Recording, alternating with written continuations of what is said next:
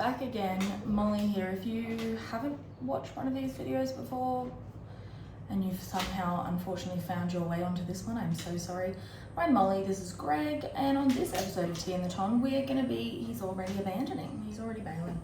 On this episode of Tea in the Ton, we're going to be breaking down Bridgerton Season 1, Episode 5.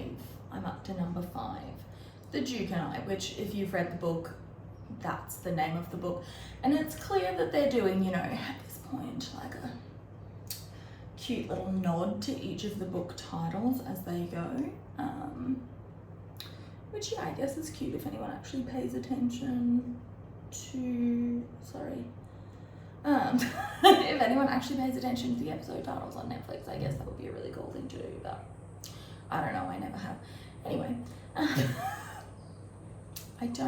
I know I said last time you watched one of these videos about 2 months ago that I was really gonna knuckle down and get these finished, and guess what? Like, she's a liar. I'm sorry to tell you, I'm just probably never gonna get through these. I'm just gonna let him down, otherwise it's gonna just keep going. So today's tea that we're drinking is actually a little bit exciting because we're drinking the Republic of Tea Bridgerton tea. Very exciting. Maybe not exciting if you live in the US, but this is like impossible to get in Australia. Which, if you haven't guessed from my accent, that's where this is taking place, this little void here. It's impossible to get here. So a friend sent it to me. We love her, thank you very much. We're drinking today Newton's tea. It's a ginger biscuit tea. Very exciting. Look, the Anthony and Kate one, at first I was like, wow, a chai. Original. But it actually is, you know, I had to kind of eat my words. I don't know how authentic it is, but it is very nice. So that's what we're drinking today, ginger biscuit tea. And we're going to dive right in. I don't have a playlist on for today because, quite frankly, I forgot to put it on before it starts, and now it feels like weird to do it now, so I won't be doing that today, but that's fine. So last episode, Simon and Anthony had, you know, and I'm going to hand it to them, they almost had a duel. It was a very near duel.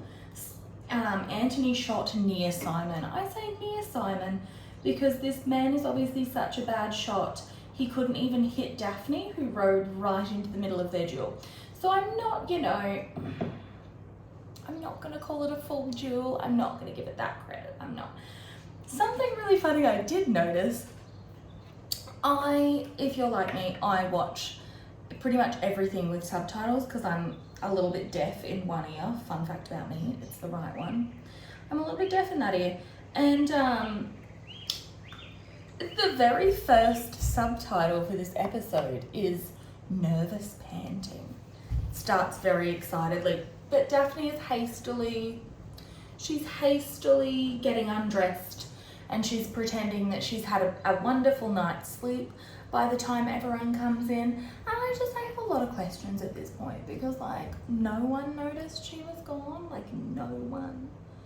When does Violet think this engagement took place? Because we see in a second, like, Violet's aware, she's downstairs, she's very hungover, bless her, we've all been there, but Violet's very aware that, like, Daphne left this party early.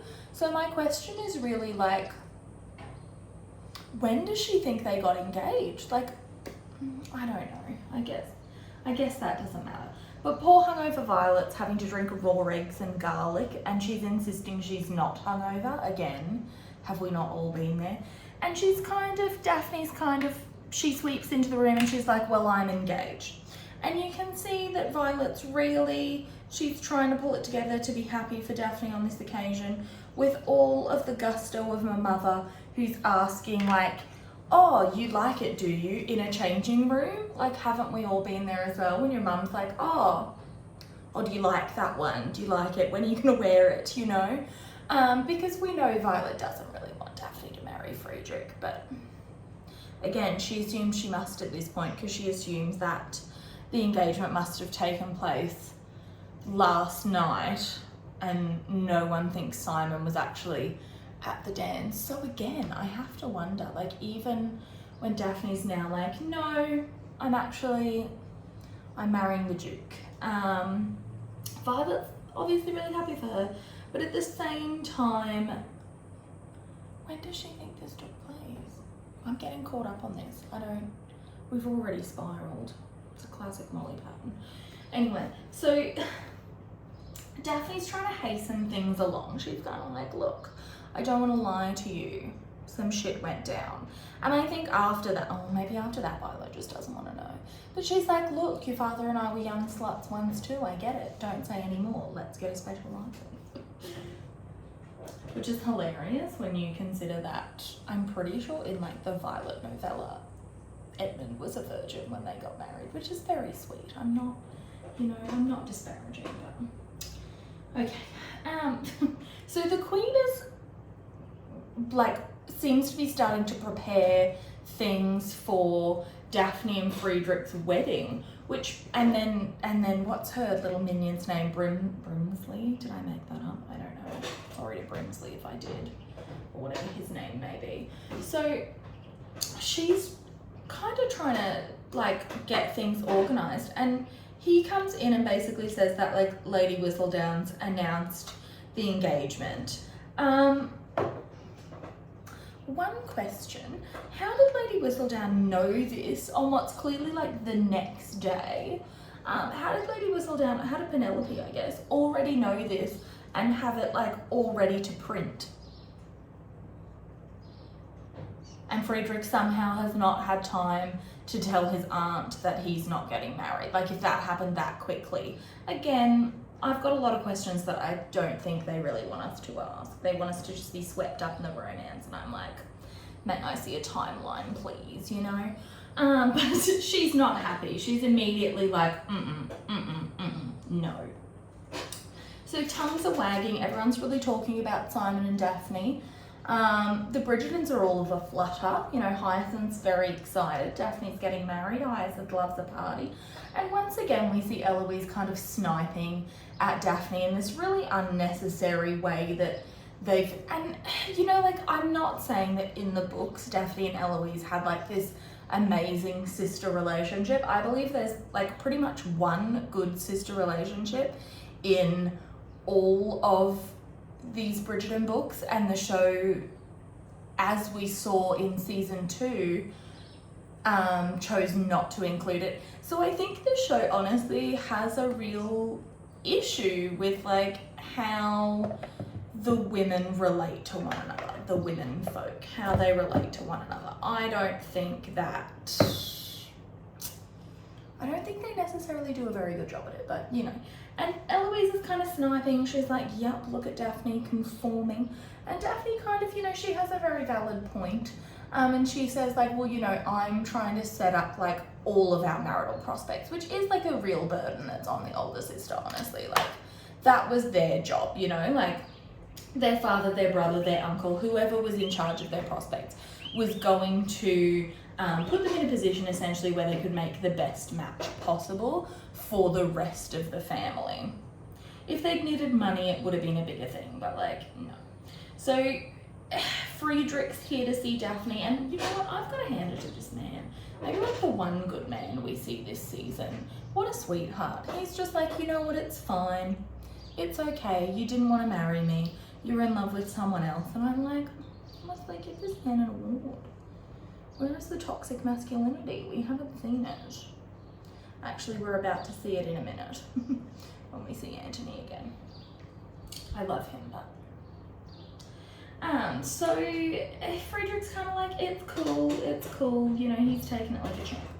They're going to promenade. What I really don't like about this season, and I've just noticed it like the last few episodes I've been watching, and I don't know, I maybe need to go back and compare season 2 to like tell if it's the same, but we get a lot of like really short scenes this season. Like, they honestly, I had trouble like catching up with my snarky little remarks down here. Like, it's been really tough. I don't know why all of a sudden in cinema, and this is just a general grievance of mine, you know, general bugbear, but like, I don't know why all of a sudden like long scenes are like, they're not trendy in cinema. Like, we've got to have just all of these little cut scenes. I don't want it. I don't want that, you know? Anyway, I don't know what that was, I'm sorry. So So they're going promenading. Everyone's waiting on Simon, who looks like he's being dragged there by the back of his coat. He's not at all enthused. And it's clear that like they both feel a little bit awkward at this point, I think. And you know, as it comes to like later in the episode, I think both of them sort of feel as though they've trapped the other person into this relationship, you know? Like, Daphne's kind of like, look, I tricked you into marrying me, totally get that. Simon feels like he has made Daphne give up what she really wants, which is to, you know, be a wife and mother. That's basically like the first thing she told him about herself. And so he just feels like, you know, he's getting in the way a little bit, which he is, honestly. Honestly, yeah. He is, and like I get it, but this vendetta's a little bit stupid. I don't know. I just don't know. I don't know how I feel about it, you know? Well, I do. I think it's a bit dumb, but it's fine. You know, by the end, we're all just kind of like, oh, can we please just give over with this? Anyway, so Simon's there. Daphne suggests a hangover cure because he's obviously very drunk. Yeah, you know, young love. And it's clear that, like, Violet and Lady Danbury are like picking up on the vibes that this is really awkward, and they're just kind of like, ah, it's young love. They're just terrified. You know, as young people are, scared of other young people. I don't know what the justification is there. But everyone's kind of really excited. Everyone in the town's really excited to see like the hot new couple, you know, kind of like we would be when like a new celebrity outing happens, when you're like, oh, are they dating? Like, you know, every 2 months when Pete Davidson makes his cycles, you know how we all get kind of like, ooh, what happened? Fun fact, I live not very far away from where Pete Davidson and Kim K are rumoured to have actually broken up, if their relationship was ever real to begin with. And no one saw them in public. Like, it's not that big a city. So I don't know, this isn't the place for my Kardashian conspiracy theories, but like, you know, hit me up if you want to hear more. So someone makes a very well-meaning comment about like what a beautiful family they'll make together, you know, kind of like your mum at Christmas, or like an aunt at Christmas who's like, and when will the children come? And you're like, look, at this point, never, you know. So, and it's clear that Daphne feels really awkward about this. And that's really what we're honing in on this episode, I think. Like, Daphne doesn't know how anything works. And this whole episode, I just have so much secondhand embarrassment for her. And also like a little bit of genuine respect for Phoebe Dynevor, who managed to get through all of these scenes without laughing, because like, it could never be me, you know? Like, in Australia, we are taught about our growing bodies by a giraffe in a van. That is not a joke. That is not a joke. It's called the Life Education Van, and he teaches you not to have drugs or drink alcohol, and that your bodies are changing. I'm not kidding. It's an animatronic giraffe. His name is Harold. You can Google it. So, the next we see, you know, the embodiment of toxic masculinity this season, Anthony. And he's knocking on Genevieve's door. He's like, hey, where's Sienna? And Genevieve, you know what, I've got to hand it to her. She's a really good friend. She's like, you need to get the fuck out of here. Sienna's gone. Sienna's not here anymore. And it's kind of, I'm a little bit curious as to when she left. Like, did she leave immediately after Anthony? But she's not there anymore, and like, good for her. She's not gonna hang around and let herself like wait for a man, you know. Good for her, good for her. She's not waiting for a man, and Anthony's kind of like, oh, damn, you know, I've lost her for the 18th time due to my own, you know, like due to my own actions. How was I to know there would be consequences for my actions? That's Anthony at this point, you know. So the Featheringtons, they're out of money. That's the next thing we're seeing. We're rolling into Feathering, and Genevieve, Madame Delacroix, she's not letting them have any more dresses. She's like, no more dresses until you pay me what you already owe me, okay? So, bit of a kerfuffle. They're completely out of money at this point. And now that Portia's kind of in on it, like, she's pretty pissed. She's like, what am I supposed to do? How am I supposed to? And it's like, it's kind of fair because like the way that families that didn't have money were either basically marrying for money, you know, like in this day and age, if you were a gently bred family, you couldn't just like go out and start a trade. That was a little bit gauche. Like trade money was different, as we see in season 2. Like having a trade, even if you're very rich from that trade, is different than being born into money. So they don't have a lot of options. Their options are to marry someone rich, which she can't really do if she doesn't have clothes. They don't have money to attend these parties and like finance a season, you know? So like I do kind of get why she's a little bit annoyed. Like I do get that. Do totally get that. So she's annoyed and Colin's there to call on Marina. And I don't know with this relationship, guys. I know you're all gonna come at me for not being a Colin fan, which is completely true. I'm not a Colin fan, I'm not at all. But at the same time, like, I just feel like this relationship, like, he's still pining after her in season 2. And I get that, like, it was kind of a shocking thing that happened. But at the same time, like, I think he believed himself to be in love with her. I don't think he was actually in love with her. She definitely wasn't in love with him. She thought he was sweet and she deserved, you know, a good home for her children, which, like, you know, you do. That's true. God, I've lost my notes. Yeah, can you believe all that I've said? He was actually based on notes. It's shocking. So, Colin kind of makes a witty little remark about tomatoes. Apparently Marina doesn't like tomatoes. I don't know how true that is or not. But Penelope is kind of getting really salty because, as we know, she's in love with Colin. And she's kind of like, why did it have to be this guy? You know, like she's a bit like, love this. So Penelope's kind of like, well, maybe you should go traveling, Colin. And that, you know, this really made me think, because he's 21 in season 2, which means he's 20 years old here. Why is he not at university? Like, he should still be at Oxford or Cambridge at this point. And I get it, it's the season, but like, he should be going back to university after the season ends. The season's basically like when Parliament's there and like everyone's having like a little break, like, you know, it's like the summer holidays, you know. So I get it, but also like, why is he going traveling? Why is he not going back to university? I've got a lot of questions. So Penelope's salty. Yeah, she's now against this plan, and I do feel like it's important to note that Penelope was not against this plan when it was anyone else. As we'll see later on, she was not against this plan when it was someone else. She's against this plan because it's Colin and she's in love with Colin, you know? So I feel like that's an important point to note, especially given what happens in the next episode. I think it's the next episode. Like, considering what happens in, you know, the season to come, I do feel like that's an important point to note. Because Penelope, we can't talk about this now, I'll go on for days, you know? We've already gone on for far too long. We're already 19 minutes into this video. Like, come on now. So, Penelope's salty. The Bridgertons are planning this wedding. They're getting exciting. Daphne's getting fitted for her dresses.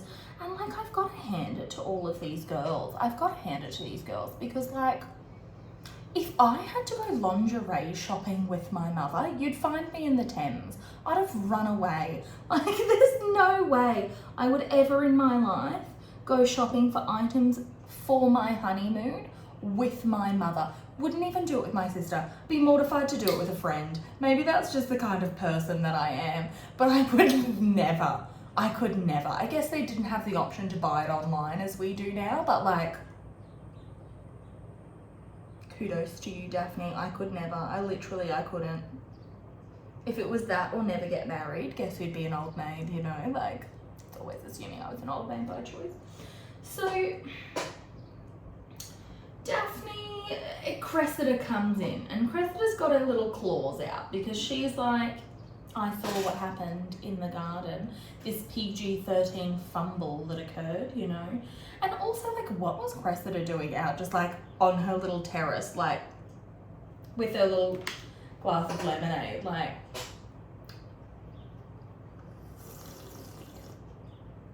Interesting. Like, you know, what was she doing? I just, bless her. Daphne kind of gets her claws out and she's kind of like, look, I'm going to be a really important person, because I guess like being a duchess is like basically the rank below being a princess. Like that's the highest nobility you can be without being part of the royal family. So she's like, I'm about to be a really powerful person. You can either be my friend or you can be my enemy. Pretty much like shut your mouth or I'm gonna make life really hard for you. Which is fair. So, you know, Cressida's kind of like, okay, whatever. And they leave the store. So the queen's still really pissed because she didn't get what she wanted. Like, she's the queen, this was her nephew, this was like her match that she teed up, and she's annoyed because she feels like, and I think a little bit is because she feels like Lady Whistledown had the scoop on her, you know, like she's a little bit annoyed. So Friedrich, sorry, my apologies, he's going back to Prussia. He's kind of like, love's love, you know, we've got to, again, shout out to him. He's been really chill about this. No sign of toxic masculinity. He's just kind of like, well, if she's not in love with me, she's not in love with me. And like, bless him, you know? He's really, what a sweetheart. He's, you know, yeah. The other thing that happened in this scene is the king's lucid. So George III obviously went a little bit insane, I guess. I didn't actually previously know this because I don't spend a lot of my time thinking about the monarchy. It's actually, you know, in Australia, we just kind of all sit here when they do like one of their once every 10-year visits, and the Prime Minister looks at all of us and he's like, listen here, little shits. If no one assassinates anyone, we can just keep going on as we are. And we just all kind of do it for that, like, in that 1 month they're in town. And then we move on with our lives, you know, because none of us really care about them. And we're kind of waking up to the fact that colonialism's really bad over here, which, like, it's taken us long enough, you know. So anyway, I didn't know this about George III. I don't know how accurate this is, because let's be honest, historical accuracy, not really what Bridgerton's known for, is it? Like, no. So he's lucid, and I guess this is an important point because, you know, as we see in season 2, I guess this is like really mirroring what lazy storytelling in a way, I guess. I'm like, they did have a love match, and I'm going to get a little bit more into how this confuses me in a moment, because I know you're all dying to know my thoughts on that particular thing. I know they're all just sitting there like, Molly, when are you going to talk about this marriage? So I'm not that delusional, don't worry. So right, we're in a church now. Anthony's gone to a church and he's kind of gazing around as if to be like, wow, still standing even after I walked in. So he's there, Simon joins him, he's obviously late, which begs the question, is this man on time for anything? Seems like no. So Anthony's there and he's kind of like, sorry I shot near you. And Simon kind of makes a joke that, well, Anthony's a terrible shot, so, you know, I was not really in danger. So, which, you know, they kind of laugh about. Looks like they're back to being bros, I guess, if like, yeah. Looks like they're back to being like buddies, which is cute, you know. We love to see a male friendship thriving. They're so insecure about them, aren't they? They're like, oh, but we're just friends. Like, cool, no one assumed it was anything more until you made it really weird. Now I'm wondering, like, you know, why are they like that? So he says, like, you know, I need to arrange for Daffy's dowry to come to you, and Simon's like, no, I don't need a dowry, I find that really insulting. So this is the beginning of, I think we're supposed to believe a little bit of feminism from Simon. I mean, I guess it's a bit basic, but like, I'll take what I can get at this late stage, you know, yeah. So Archbishop comes out and he's like, no special license for you sluts. If you don't know, a special license is essentially like, so in this day and age, you had to have the banns read. So, and it's still in the UK, you need to give 29 days notice of marriage. So like, you have to file the paperwork 29 days before you can get married. You can't just get married on the same day, which is why everyone was always running off to Gretna Green, because you didn't have to have the banns read in Scotland. so you could get married pretty much straight away. And Gretna Green, like if you've ever been to Scotland, I was actually born just past Gretna, but Gretna Green is like literally the first town like over the border. It's, yeah, you know. So yeah. So they get back to Bridgerton house and Lady Danbury's coming for dinner. It looks like they're having some sort of like little family dinner, and she's like, I'm hungry. Daphne's really upset because she's like, well, this only gives more time for Cressida to like start telling lies about us, I guess, which are not lies because it was true. Which begs the question, like, if they were already engaged, would anyone have cared? I guess it's still a scandal, but like, would anyone care? Like, I wouldn't. I'd be like, okay, like, you know, I guess, I don't know. I don't know if they, maybe it's something about like children conceived out of wedlock can't inherit titles. Like, maybe it's about that. I'm not entirely sure. I should have Googled that. I didn't. I'm sorry. Sloppy work on my account. So Daphne's stressed and Lady Danbury's like, okay, we'll just put on a show. We're gonna go, we're gonna tart you guys up, we're gonna get her, we're gonna let her know that you guys are just in love. That's what this is, right? And of course Simon and Daphne don't want to do that because that's what they've been trying to avoid, because they both feel like they've trapped the other person into this marriage. So they're feeling very like stressed. Let's just say they're stressed, you know? They're like, well, I don't really want to do that because, yeah, that's the thing I'm sensitive about. So they're avoiding that. The next we see Benedict and he's like, I'm here for the art, except, you know, he's immediately at Henry Granville's place and he's like, I'm there for the art. I'm here for the art. He's not here for the art. He immediately gets pulled into a threesome. Via seeing Henry Granville with another man. Scandalous. But, you know, he immediately forgets about this because, as I say, he's pulled into a threesome, so, yeah. Why this scene exists, I guess it's setting up Benedict's storyline. We see, as we go further through, there's a scene that really kind of sets up his storyline later in this series. More on that to come. If we're in fact ever going to see Benedict's storyline, can't confirm at this point because, you know, we're just skipping around all over the place. Maybe we'll see Gregory get married next at the tender age of 14. Who knows? You know? So they're there, you know, yeah. Simon's got drunk in the street very classily. You know, we've all been there, drunk in a gutter. Will finds him, Will Mondrich finds him, and he's like, being married isn't so bad. And Simon's like, it's not about being married. Like, my feelings are how I got into this bloody little situation in the first place. So I guess, you know, he's admitting, like, there are definitely feelings there, which I think is what he's struggling, because obviously he promised himself he would never do this. So he's really struggling with that aspect of things, you know. And that's pretty much where that ends, you know, again. So, again, really short scene. So Marina is at her dressing table and she's like, I don't really want to marry a 98-year-old man, which, you know, it does seem fair. I have to say that does seem fair. I'm not sure I would all want to marry a 98-year-old. Thankfully, I'm not in that position, you know.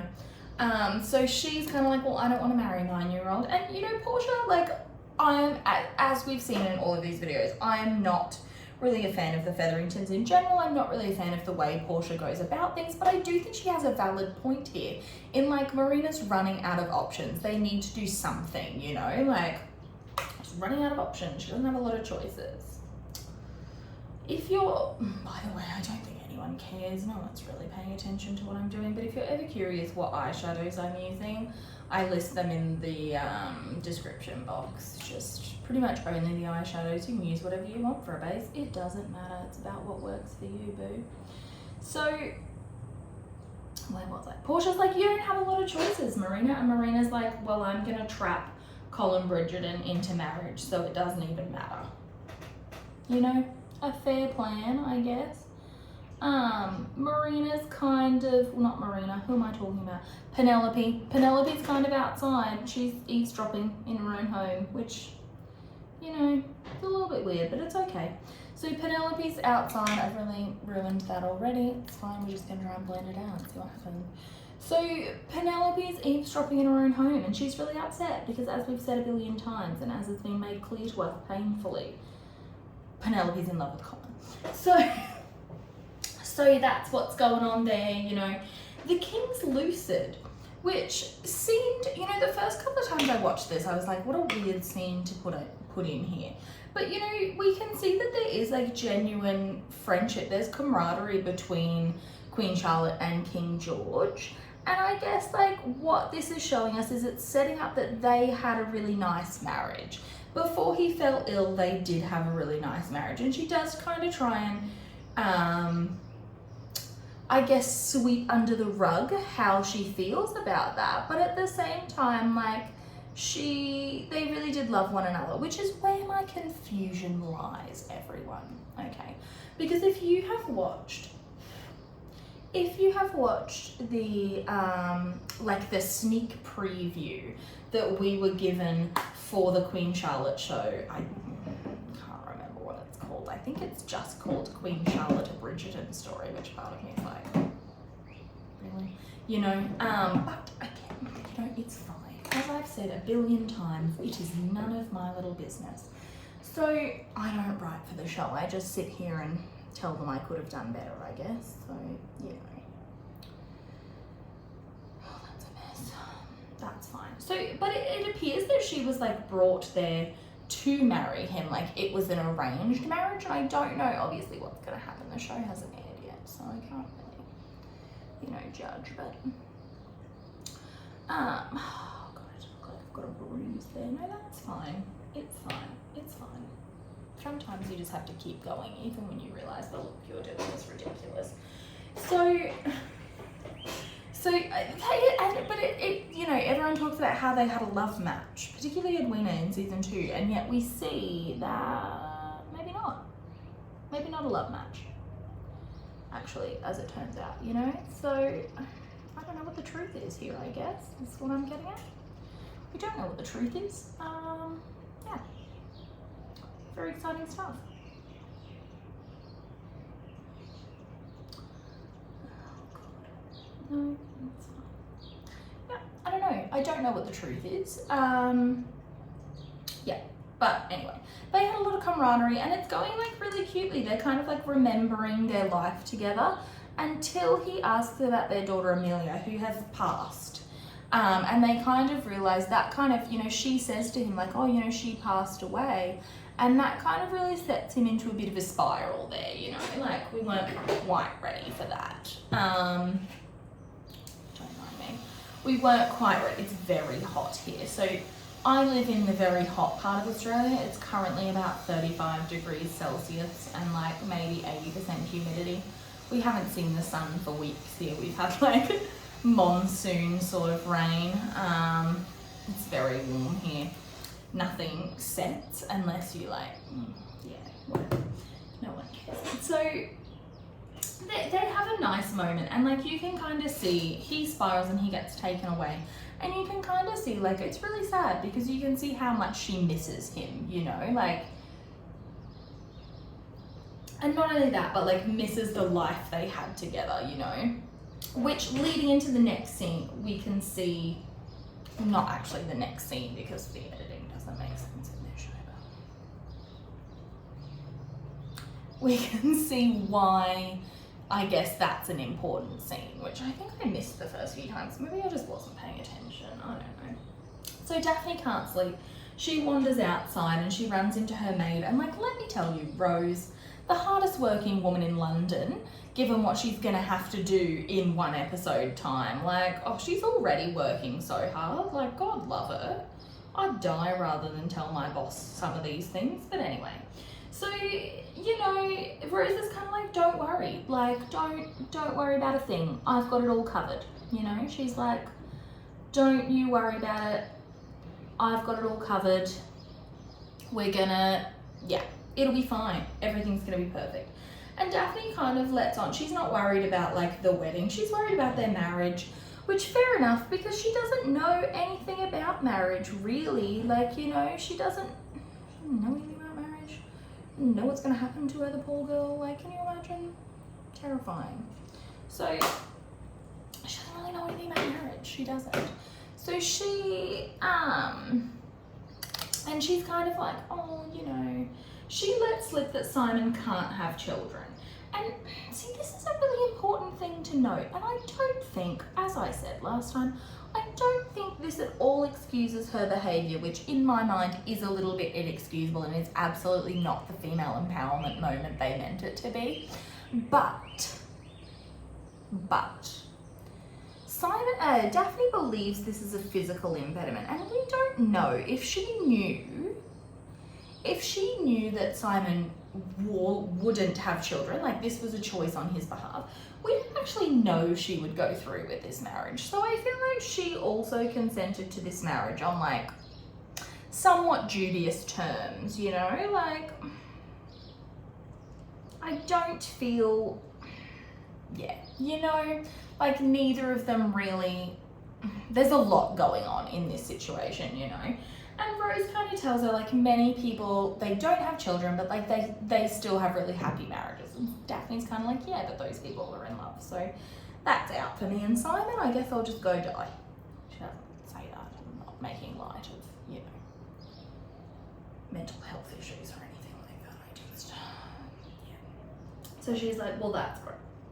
Simon wakes up at Will's house and invites him to the wedding, and we kind of get a little bit of backstory here, a bit of like setting up, I suppose, for what's going to happen later, which is that Will is going to do a whole bunch of like exhibition matches, and he kind of wants Simon to help. Oh my god, he kind of wants Simon to help finance it. Because Will's trying to set up, he's trying to get out of boxing essentially, and so he needs money to do that because, you know, these kind of things for non-rich people aren't easy. I've lost the eyeliner brush I wanted to use. That's a tragedy. And you know, at the same time, Simon kind of sees, Simon kind of sees how like happy, it's right in front of me. Simon kind of sees how happy Will and Alice are together with all of their children, and I think, you know, this is one thing that we don't really, you know, at least to me, I don't think we get a lot of clarity on this at all. But like whether Simon actually wants children, I don't think that's made very clear, honestly. Like, I think, yeah, I don't know. I don't think it's made as clear as I would like it to be, at least. Let's put it that way, you know? Yeah, I don't know. So he's going off. He's gonna go and they're gonna go talk to the Queen, I guess. So they arrive at the palace, beg to be allowed to shag, I guess. Get married. Daphne's big idea is to just be like, look, I'm really sorry I jilted your nephew, which like I'm not sure I'd bring that up at a time like this, but she's going for it, so good for her, I guess. So they, you know, Daphne's kind of like, I'm really sorry, but I was in love. It was love at first sight. And Simon's like, lies, absolute lies. And everyone's kind of looking at him like, what are you doing? And he makes really quite a nice poetic speech, I guess, about how the fact that like they were friends first. He didn't even really like her at first, but like they grew to know one another and they pretended they were courting, but what they were actually doing is forming like a really solid friendship. And he says, you know, then I realized that I was in love with her when the prince came along, and I'm sorry that it took me that long, you know, basically. Which is very sweet, actually. And the Queen is moved by this, I think, because, and as I said, as we saw in that scene a little bit previous, she knows that what her and George had was friendship first. They had friendship first and it blossomed into more, I guess. I don't know. I guess we'll see in the Queen Charlotte show. But they blossomed into more, I think. And that's, you know, kind of, she's like, that's a really solid foundation.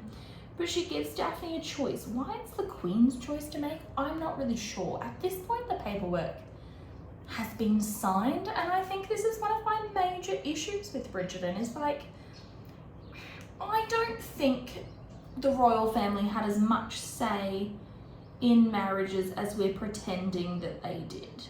You know, I'm not sure she really would have cared, but though I think it was one of Queen Charlotte's like big things. That's what everyone says. Like she did really.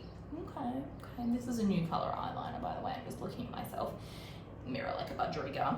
So she did really like doing marriages. I think that's, you know, what everyone says about her. Again, I don't really pay attention to the royal family. I'm not really. I would never call myself a royalist, I don't think. So she's kind of like, do you actually want to marry this dude? You know, I'll let you out of this right here if you don't. Which, you know, it's a fair question. So she's like, do you actually want to marry this dude? And the next thing we see, it's wedding time. Daphne walks down the aisle. Both her and Simon look pretty green about it, honestly, but they do end up getting married. There's a sexy little hand moment, which, as we know, I love a sexy hand touch. A real slut for those. It just feels so forbidden, you know, like, oh God. So they have their little hand touch. It's very sweet. Is one thing I didn't take into account with it being so hot and using a water activated eyeliner. It's just run everywhere. Well, that's a bit of a shame. See what we can do about that. So they, yeah, they get married, I guess. That's kind of where that ends. They get married. Beautiful. Yeah, beautiful, romantic. We all love that. They got married and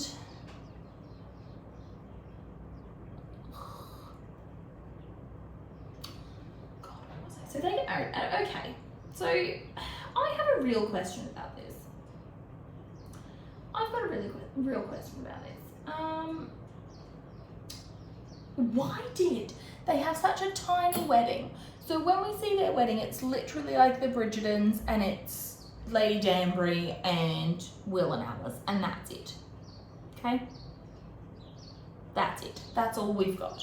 And then they have this huge reception at the house. So my question is, why? Why? Because I assume they wanted to have a quiet wedding, and in the book they have a pretty quiet wedding, basically to like not give people the chance to speculate. Fair enough, yes. But then why have a huge like reception? Why have all of these people if they weren't invited? If you weren't invited to the ceremony, I'm not going to pay $80 a plate for you. Like, come on. It's usually the other way around. Like, people are invited to the ceremony and then not the reception. Like, anyone can show up to the ceremony, but like, oh, I'm spending too long on this again. But like, so a lot happens in like this, and I guess this is why they had a big reception, so that we could get everyone together and like the drama could unfold. But basically what happens is, Penelope is busily trying to foist Marina on anyone but Colin. Okay, she's like, anyone but Colin, please. And Marina's kind of like, okay. And Penelope's like, you know, he's a good man, he doesn't deserve this. And Marina has a real point, like, should I do this to a bad man then? Like, I'm sure this kind of thing happened a lot more than we think it did in this day and age, you know? Like, I'm sure there's a lot of people in little family trees that are not like blood relatives when you really get down to it, you know. I'm sure it happened quite a little bitty. So, you know, and Marina goes after, Lord Rutledge is married, he's getting married, which like, let's pour one out for that poor girl whose parents are shipping her off to him, like, my God. Because that's who, basically Portia had been like, you need to get engaged by Saturday, otherwise we're accepting Lord Rutledge's proposal, pretty much. We don't have any more time to waste. Cool. So now Portia's like, well, we don't even have that option, so this thing with Colin, like, it better work. So Marina's gone off to find Colin. Penelope's salty, which, you know, okay, it's kind of her default setting at this point. So she's gone off, Marina's gone off, and there's more things unfolding. Which again, I would like to point out that Penelope was not against this plan when it was Lord Rutledge or like anyone else, you know. No, I can't put that back in there. So, sorry, just trying dramatic. So, you know, okay, Penelope, like, you know, you are losing the moral high ground here a lot to me, but again, it's fine, none of my business. So Penelope's gone off. So is Marina. Marina's gone off to Colin. So she's feeling faint and she's ready to trap Colin. She's basically like, oh, Mr. Bridgerton, is there, you know, anywhere else that I might be able to cool down? I see you. And Colin's like, of course, just this way. So he takes Marina off. And she, you know, tries to seduce him. They're about to kiss, but he won't kiss her. He's like, no, I'm a gentleman. And so instead, he proposes to her. He makes a very hasty proposal. Just as she's about to leave, she makes a delighted acceptance because, you know, she kind of needs it badly at this late stage. So she's made a delighted acceptance and we're good to go. The issue being Colin does not want to get married straight away. And as we know, Marina needs this. So like it's a win, but not really, okay? Elsewhere, which I don't know. I've said about 8 times this episode, I don't know if we're actually supposed to believe that Colin was in love with Marina. Like, I don't know, I just don't feel it. I don't know. They didn't even know one another that well, you know, like it just doesn't feel right. It just doesn't feel, none of my business. So elsewhere, Daphne's panicking because everyone keeps making little comments about the wedding night. The Queen's at the wedding, which is shocking given it's a Viscount's sister. Like, very strange, very strange. But, you know, she's there and we're just all going to accept that, aren't we? We're not going to make any more comments about how unlikely that is, because I promised myself I wouldn't. So, but basically I think the Queen's there, you know, I think, like I said, I think all of these people were basically thrown into this room to get us to this moment, where Eloise is kind of interrogating Lady Danbury. She's like, okay. You love to gossip, and Lady Danbury's like, everyone loves to gossip, like, which, I mean, isn't that true? Like, ugh. When you hear a spicy tale and you're like, oh God, and you know, like, one person's gonna love it, and you've just gotta, like, hang on to it, like, oh my God, it's so hard. So the Queen overhears this and she basically realizes that Eloise has been looking into Lady Whistledown and she's like, what have you got? Eloise is stunned because, you know, she's not even out in society yet and the Queen's talking to her. Like, and this is obviously going to set up for season 2 where we saw, you know, a bit of a nasty situation develop between Queen Charlotte and Eloise. So Eloise is now on the hunt for the Queen. Well, not for, she's on the hunt for Lady Whistledown, for the Queen. I assume she knows who the Queen is. They are speaking at this point, but if I get more information on that, I'll confirm next episode. So Benedict pretends he's never seen Granville when he comes over. He's like, I don't even know what happened at that party. I was barely there. Which Granville's kind of like, cool, because he obviously went over there to make sure that, like, Benedict wasn't going to say anything. Cool, you know? Benedict is not cool, actually, because he realizes that one of the women he had a threesome with is Granville's wife. You know, like, wouldn't you just die? Be a bit shocking. Lucy Granville, though, she doesn't really seem to care at all. She's just kind of like, oh, remember when we met? Well, she doesn't say that, but, like, I'm envisioning that's what she's saying, because I think, you know, that's the kind of, what's the word I'm thinking of, like, hilarious woman she is, you know. So Benedict's like, gonna drown myself in this drink. Anthony captures Daphne. No, he doesn't. He corners her. And he's like, I'm gonna put this in a trust for you, this dowry. I should have clarified what this is. For your children, maybe. And of course that sends Daphne into a bit of a spiral. The poor girl's just spiraling all day because let's be honest, she doesn't even know what the hell's about to happen to her. Like, I would be a bit apprehensive perhaps also, you know, like, Jesus. The poor thing, she doesn't even know what's going, like, anything could be going to happen to her soon. She's got no idea. God, no wonder. Like, I'd be terrified also. So she's like, cool. Cool. So Daphne's like, I need to go. She's panicking. And, you know, not to worry. I made a very funny note here, which I don't think is going to translate, but if you're not Australian. I said Daphne's acting like that scene in Kath and Kim where Kath thought Kim was gay. Do you remember that episode? She like was walking through Melbourne and like just in a fog. It was very odd. It's an iconic Australian TV show if you've never seen Kath and Kim. Anyway, having to explain it made it not funny though. Yeah, okay. So not to worry though, Daphne. Violet's here. She's going to set you all at ease. She's actually going to make it so much worse. And I have to say, like, Violet, girl, I have a complicated relationship with Violet Bridgerton. We all know this. Really complicated relationship with her. You had one job to do, honey. You had one job and you really dropped the ball on this one. I'm not going to lie. You really dropped the ball.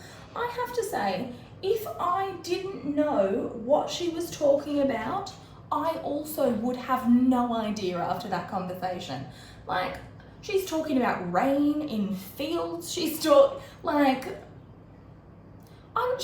how dogs don't know. No one explains to dogs what to do, but they just know. What kind of explanation is that? Like, oh, imagine how terrified this poor girl must be. Like, I genuinely feel so bad for her because, like, you know, like, oh, I'd be terrified. So Daphne comes off none the wiser, really, from that conversation. What she gets is like, okay, so this is so that we can have children, this thing that we're supposed to do. And again, I really would like to compliment these two women on getting through this scene without laughing, because it could never be me. So she's like, oh, so it's to have children. And Violet's like, yeah. So then, of course, Daphne kind of spirals again because she's like, well, if we can't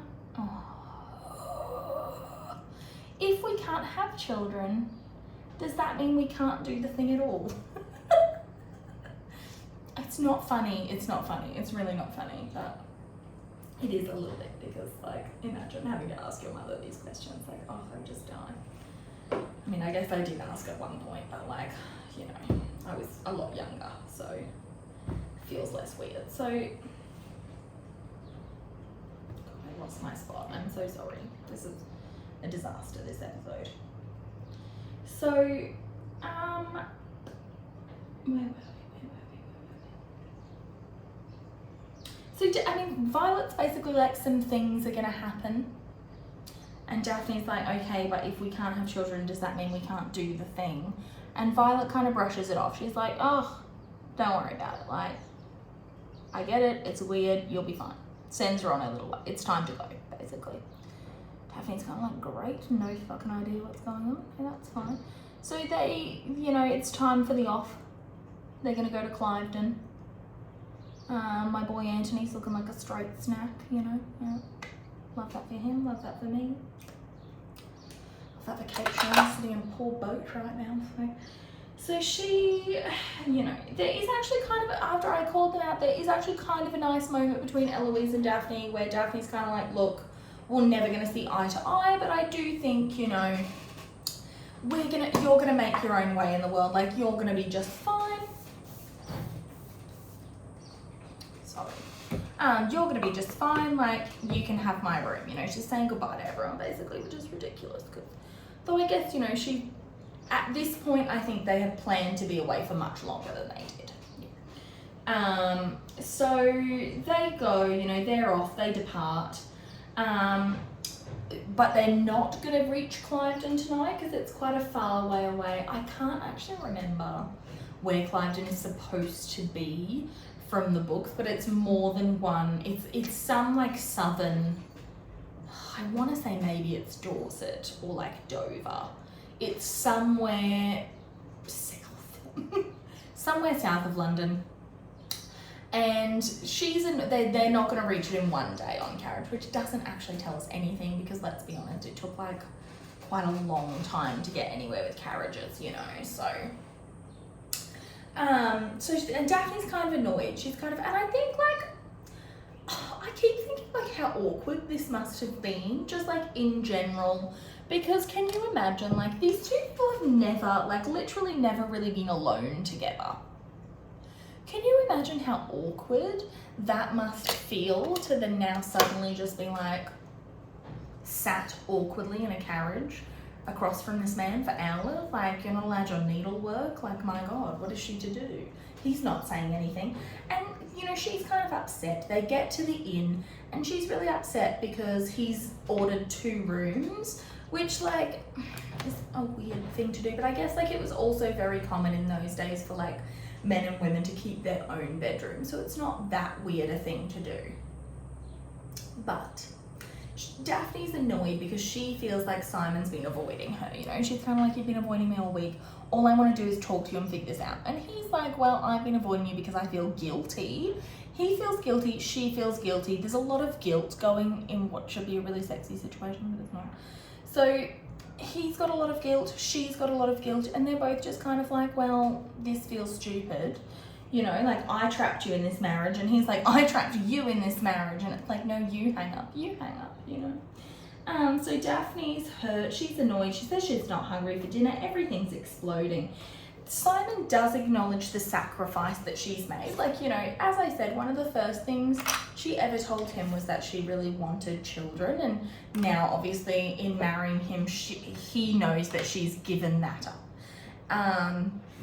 And he kind of is like, well, you know, you know, she says something about, like, don't be angry, and he's like, I'm not angry. Like, he's frustrated at himself, I suppose, because he doesn't want to have put them in this position. So, you know, they're both angry, and it kind of comes out, Simon's basically like, I can't stop thinking about you, you know, think about you all the time. And basically, look, they both realize they wanted to be in this situation. Cool, you know, they wanted to be in this situation. So Daphne kind of basically says, like, when it came to it, I realized the sacrifice I couldn't make, like, what I couldn't give up was you. I would rather have you and not have any children. Beautiful. What happens next is a very long, drawn-out sex scene, which I don't think I need to describe to you. We both know what happened, though Daphne didn't imagine how terrifying that must have been. Like, I don't know. God, poor thing. She had no idea. But anyway, it seems to have come to a very satisfactory close to both. And I think, you know, there's obviously been a lot of conversations about, like, why there are so many sex scenes in season 1. There aren't very many in season 2. And I genuinely think it comes down to the fact that, not that the actors were more willing to do them, it wasn't a COVID thing, I don't think. You know, I think COVID probably played into a little bit. But I also think that it's more important to the plot in season 1 than it is in season 2, you know. And, like, if you remove all of the sex scenes from season 2, it would still be exactly the same plot, you know. Whereas in season 1, you kind of need to see what's happening there to understand her confusion. And I think, you know, obviously, I do think Simon kind of takes a little bit of advantage here, because I think he probably knows that she doesn't know as much as, like, she's pretending to know, so he's taking advantage of her naivety a little bit. And like I said, I don't think that justifies what's going to happen next episode, which I think truly, and, like, I don't even want to discuss it, but we'll have to, truly, because I don't think it even should have been included. I think there are a lot of ways to get to the same end point. You know, story-wise, I think there are a lot of ways to get to the same endpoint without us having to include that. But here we are, you know, choices are made. Like I said, I'm not actually on the writers' team. I just criticize them endlessly. So, and that's where the episode ends. Daphne's feeling wonderful, I believe is the word she uses. She's feeling wonderful. So I think, you know, rewatching season 1, I think there's not as much, like, character work in season 1 as in season 2. Or I think it's not as, like, well played out, perhaps. Because I think, you know, can you name, like, genuinely, if you think about it, can you name one thing about Simon or Daphne that is not about the fact she wants children, he doesn't, his vendetta, you know? Like, can you name one thing? Like, one thing that Daphne likes? I can't name one thing Simon likes either, and I think it's really interesting. Yeah, I think it's really interesting. You know, we got 3 episodes left now, so we're nearly 2/3 of the way through this season, or maybe we are already. I can't do the maths that quickly.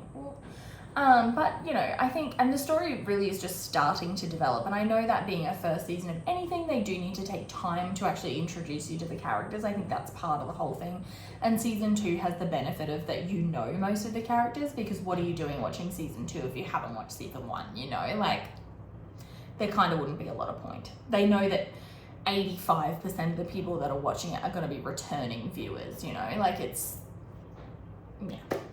So that's where it ends. Next episode is obviously we've got to discuss that very unsavory thing that happens.